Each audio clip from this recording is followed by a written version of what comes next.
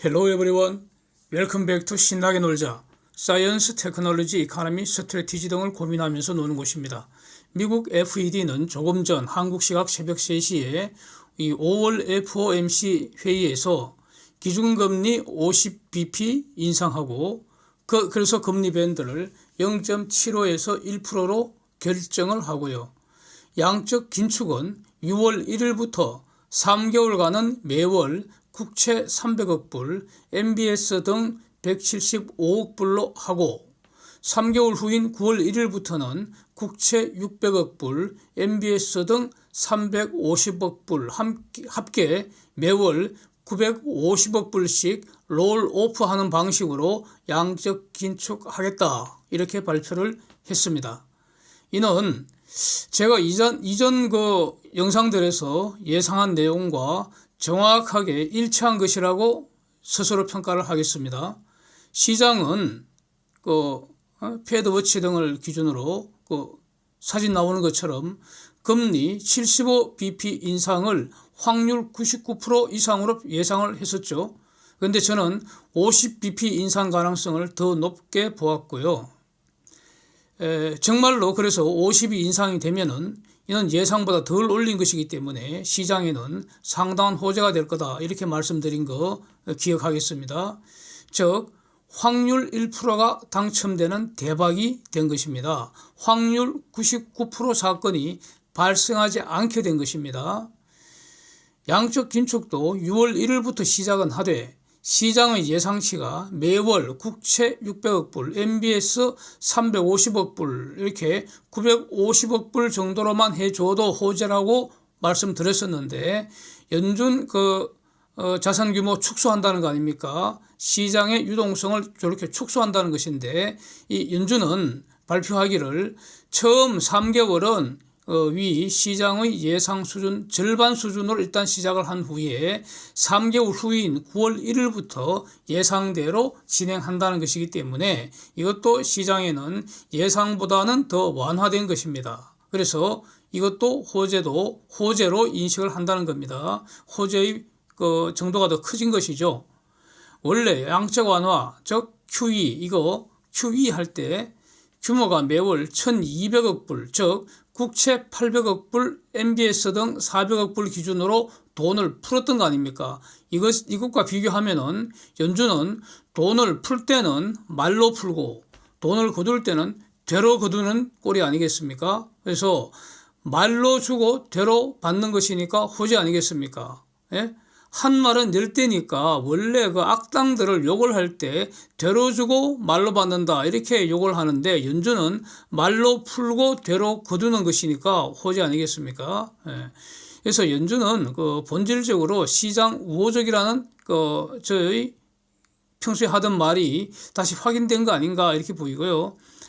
그래서 기본적으로 연준에 대한 시각을 연준은 시장을 잘되게 하려고 저렇게 밥 먹고 애를 쓰는 것이지 시장을 망치려고 일하는 게 아니라는 것입니다. 예. 그래서 약간만 옆으로 세면 말이죠. 쉬었다 오면은 주인 대접 받으려면은 머슴들을 이렇게 잘 감시를 하다가 머슴들이 일을 못 한다거나 아니면 하라는 일은 안 하고 하지 말라는 일을 꼼수를 써서 한다면은 가령 말이죠. 헌법 수호하라고 머슴으로 고용을 해 줬는데 헌법을 박살을 내고 있다면 그러면 그런 머슴 새끼들은 아무짝에도 쓸모가 없잖아요. 그러면은 어떻게 해야 됩니까? 주인은 가차없이 몽둥이 찜질을 해버리고요. 그냥 밟아 삐대버려서 생고기 가루를 만들어버려서 한강물에 뿌리뿌리 한다는 겁니다. 어디다 쓰겠습니까? 쓸모가 없잖아요. 그래야지 주인 무서운 줄 아는 거 아니겠습니까? 그래서 기다리던 이 윤석열 대통령, 이 한동훈 법무부 장관 이 두 분이서 하늘이 무너져도 사라진 정의를 다시 세우기를 간절하게 바라겠습니다. 이거 하라고 선택해 준 거 아니겠습니까? 예. 하여튼 이제 본론으로 돌아왔어요.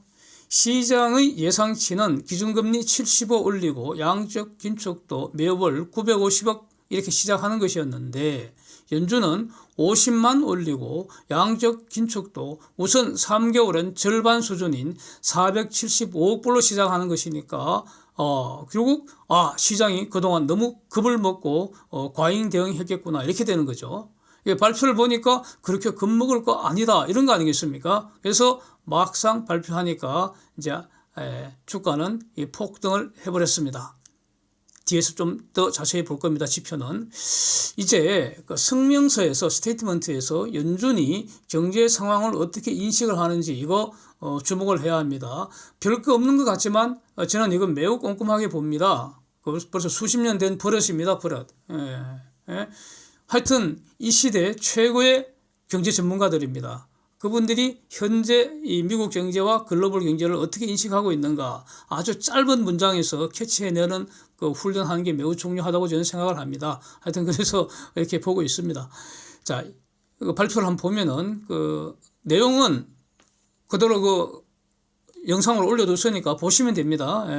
1분기에 경제가 전반적으로 하향으로 방향을 틀었다. 즉 엣지 다운 했다고 이제 말하는데 이 표현은 이전 스테이트먼트에서는 경제는 여전히 강력하다 이런 표현이 계속 나왔었는데 이게 이제 이렇게 바뀐 거죠. 가계 소비와 기업 투자는 여전히 강력하다고 판단하고요. 고용시장도 최근 수개월간 매우 강력하다 이렇게 표현하고 실업률도 매우 낮다 이렇게 다시 확인을 했습니다.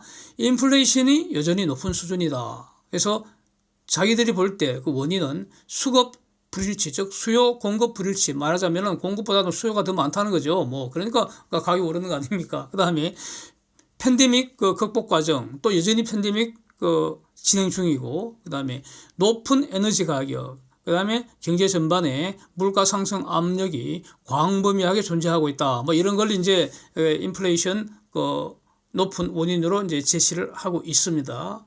그러면서 이제 빅 이벤트가 러시아의 유크레인 침략이니까 이것 때문에 인간과 경제에 어마어마한 어려움을 야기하고 있다.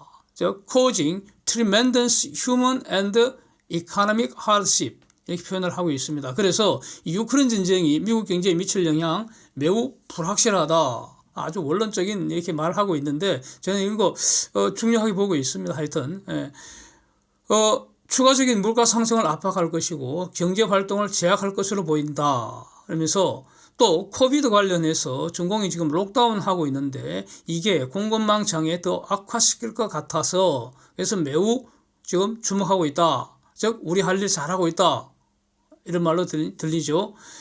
FED 임무라는 것은 최대 고용 유지하면서 인플레이션 2% 정도 관리하는 거다. 이걸 다시 한번 확인했습니다. 이것은 언제나 등장하는 표현인데 연준의 헌법상 존재 이유가 되기 때문에 자기의 미션을 늘 확인하는 것이죠. 이렇게. 그래서 연준이 이런 일을 하는 대가로 미국 시민들이 밥을 먹여주는 거 아니겠습니까? 예. 그래서 스테이트먼트가 계속 이제 표현하고 있기로 통화 정책을 자기들이 적절하게 가져가면은 그러면 이 인플레이션 억제할 수 있다. 고용 유지하면서 최대 고용 유지하면서 인플레이션 2% 목표 달성할 수 있다. 이렇게 말하고 있습니다. 즉 우리는 이런 재주가 있으니까 우리 애가 계속 이런 일을 할 수 있도록 우리한테 밥을 계속 달라. 뭐 이런 말이겠죠. 이제 이런 말 앞에 쭉 하고 나서 스테이트먼트의 안고가 등장합니다. 페드는 기준금리를 0.75에서 1%로 하기로 결정했다. 결정권이 있죠. 결정권은 이게 권력입니다. 그래서 50bp 올렸다는 겁니다. 결국. 그래서 앞으로도 적절하게 추가 인상하는 것이 필요하다고 본다. 즉 앞으로 계속 올린다는 거죠. 다 알고 있는 내용이고요. 6월 1일부터 연준의 자산 축소 시작하기로 한다. 상세한 일정은 별첨으로 한다. 뭐 이런 내용입니다. 그래서 늘 등장하는 표현이 이제 마무리 말로 나오는데 즉 지금까지 했던 것처럼 앞으로도 연준은 미국 경제에 영향을 미치는 즉 고용과 물가에 영향을 미칠 세상 모든 일을 면밀히 모니터링해서 평가하겠다. 그래서 이게 자기들이 할 일이라는 거죠. 우리가 이런 일 할 테니까 밥 먹여달라 이 말입니다. 그래서 우리가 보초를 잘 서겠으니까 미국 시민 여러분은 우리 밥값을 열심히 벌여라 뭐 이런 말입니다. 네. 자, 이제 첨부된 문서에서 양적 긴축 스케줄 이거 제시를 하고 있는데 이거는 논란의 여지가 없이 즉 해석의 여지가 없이 매우 투명하게 쫙 공개를 해버렸습니다. 이대로 한다는 거죠. 그래서 이미 그 양적 긴축한다, 즉 시중에서 돈을 과거에 풀었던 돈을 빨아당기겠다, 돈을 줄이겠다. 이건 1월에 이미 예고를 했고요. 그래서 어떻게 한다는 거냐? 6월 1일부터 만기가 되는 채권에 대해서 국채는 300억 불 한도, MBS는 175억 불 한도 도달하기까지 원리금을 상환받겠다는 겁니다. 그러면 채무자는 빚을 갚아야 합니다. 빚을 갚아야 합니다. 그러니까 돈이 줄어들죠. 시중에 유동성이 줄어들죠. 그러면 그 채권은 사라지는 겁니다. 연준이 갖고 있던 채권은. 그래서 자산이 축소되는 거죠. 이걸 이렇게 하는 방식을 그 만기가 돌아오는 채권의 원리금 상환하게 하는 것, 이게 롤오퍼 방식입니다. 그렇게 돼서 언제까지 얼마나 상환받느냐? 국채는 300억 불 되기까지, MBS는 175억 불 되기까지 상환받고 그 넘어가는 것부터는 다시 롤오버를 해주겠다. 재투자를 허용해 주겠다. 일종의 만기 연장입니다. 그래서 이 300억 불, 175억 불 한도를 설정해 놓은 것을 이 스테이트먼트에서는 캡이라고 이제 표현을 하고 있습니다. 근데 이제 9월 1일부터는 캡을 더 높여서 매월 국채 600억 불까지, MBS는 350억 불까지, 그래서 합계 950억 불씩 시중에서 돈을 줄이겠다 이겁니다. 이거 언제까지 한다는 겁니까? 상당한 규모로 축소하겠다는 겁니다. Significantly reducing the Federal Reserve Securities Holdings. 이렇게 상당한 규모로 축소하겠다. 그래서 언제까지 하는지는 이제 앞으로 연준이 회의할 때마다 무슨 말 하는지 주목을 해야 됩니다. 그러니까 우리 하는 일에 우리한테 관심을 가져라 이런 말입니다. 관심 갖겠습니다. 그래서 하여튼 이렇게 연준은 일정을 미리 공개하고 투명하게 해석의 여지 없이, 논란의 여지 없이 이렇게 진행을 하겠다 발표를 했습니다. 이제 여기서 약간 이제 부연 설명하면요, 뭐 양적 축소, 뭐 양적 완화, 혹시 헷갈리시는 분들 계실 것 같아서 부연 설명 조금만 더 하겠습니다. 양적 완화라는 것은 팬데믹 당시에 전부 다 셧다운 돼 버렸잖아요. 대책을 마련해야 되지 않습니까? 그러면 시장에는 돈이 돌질 않는다고요. 그러면 어떻게 됩니까? 채권은 종이값 되는 거죠. 그냥 갖고 있으면. 사줄 사람이 없으면 종이값 될 수 있는 거죠. 그러면 금리는 폭등하게 되고, 그러니까 완전 망가지는 거죠. 따라서 연준이 그때 어떻게 발표했습니까? 무제한으로 달러 공급하겠다 이겁니다. 무제한으로. 그래서 무슨 말입니까? 연준이 없다면 어떻게 됩니까? 채권 살 사람이 없으니까 종이가 되어버리는데 그거 연준한테 가져가면 연준이 무제한 다 사준다는 겁니다. 사준다는 겁니다.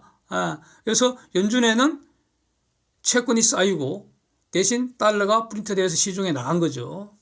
그래서 무제한으로 한다고 했는데 결국 대략 한 1,200억 불 정도로 풀었다는 거 아닙니까? 그게 쭉 진행이 됐던 거죠. 그래서 국채 800억 불, MBS 400억 불 정도 이렇게 이렇게 해서 이제 그 연준에 쌓인 채권 총액이 대략 9 트릴리언 달러, 9조 달러가 된다는 겁니다. 이제 경제가 호황이고 정상으로 이제 돌려야 되니까 정상화 시키기 위해서 반대로 하겠다는 겁니다. 반대로. 그래서 돈 가져오면은 우리가 갖고 있는 이 채권 없앤다는 겁니다. 이것이 바로 양적 긴축입니다. 자, 시장 반응을 보겠습니다. 모두에 말씀드린 것처럼 이거는 분명히 저는 대형 호재로 봅니다. 기본적으로는요, 양적 긴축을 하는 것이 장기적으로 경제의 지속 가능한 성장을 위해 필요하다는 겁니다. 필요하기 때문에 연준이 하는 것이죠. 필요 없는 일을 할 리가 없습니다. 그 다음에 그런데 연준은 이 경제 상황을 고려해서 적절하게, 즉 능란하게 지금 잘 진행하고 있다는 것이 확인된 거 아닌가 이러는 거죠. 시장이 적응할 여유를 충분히 주고 있다 이런 겁니다. 그래서 패드는 신뢰할 수 있겠다 이런 거 아닙니까? 그래서 양적 긴축은 분명히 고통스럽습니다. 이거 허리띠를 졸라매야 되기 때문에 다이어트 하는 거 얼마나 힘듭니까? 그래서 고통스럽지만 극복할 수 있다는 희망을 주면서 하고 있다는 겁니다. 이런 것이 호재의 배경이 아닐까 저는 이렇게 정리를 하고요. 이제 구체적인 숫자를 한번 보겠습니다. 다우 932포인트 폭등했고요. 나스닥이 400포인트 이상입니다.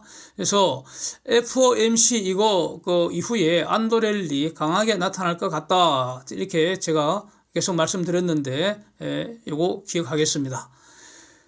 10년물 국채 수익률은 하락 반전입니다. 기준금리를 생각보다 덜 올렸으니까 이거 당연하고요. 이상한 거 아닙니다. 달러 지수도 하락입니다. 이것도 당연한데 왜냐하면은 다른 조건 동일할 때 화폐 가치와 그 금리는 비례합니다.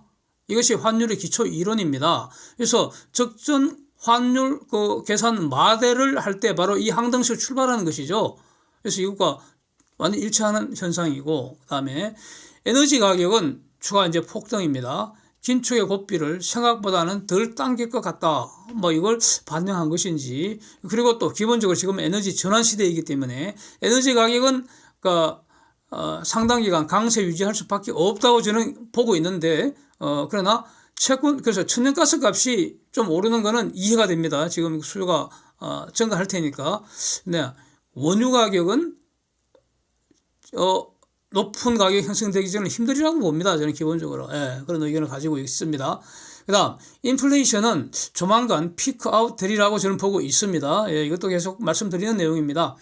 지난주에 발표된 3월달 근원 개인 소비지출 물가지수는 13개월 만에 하락했습니다. 6월보다 하락해서 5.2% 보였습니다. 이것이 다음 달에도 추가 하락하는지 이게 현 시점 이후로 가장 중요한 지표 아닌가 이렇게 저는 정리를 하고 있고요. 경제의 성장률은 약간 둔화되겠죠. 둔화되리라고 봅니다.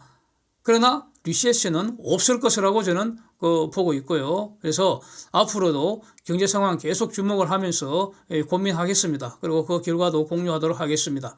Thanks for watching. See you next.